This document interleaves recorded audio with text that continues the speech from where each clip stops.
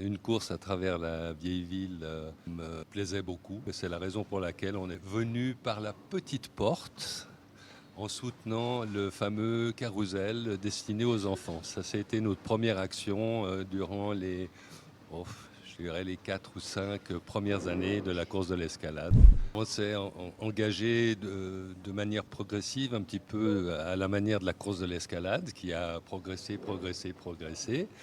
Et puis nous sommes devenus sponsors principal lorsque la Placette de l'époque, donc Oui. la Manor, a arrêté de soutenir la course de l'escalade. On a remplacé Manor en définitive.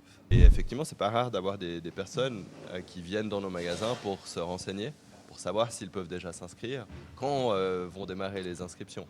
Après, honnêtement, le running, hein, c'est ce que tu posais comme question tout à l'heure, mais il y a il y a un tel trend pour le running et qui est vraiment durable que la demande de chaussures, finalement, elle est toute l'année maintenant.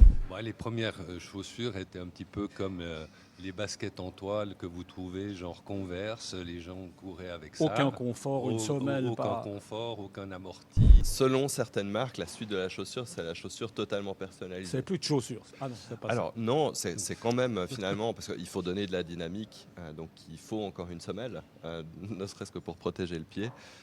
Mais ce qu'on voit chez certains fabricants, et c'est assez intéressant parce que ça va très très loin hein, en termes de R&D, c'est vraiment la chaussure chaussette qui est moulée à votre propre pied.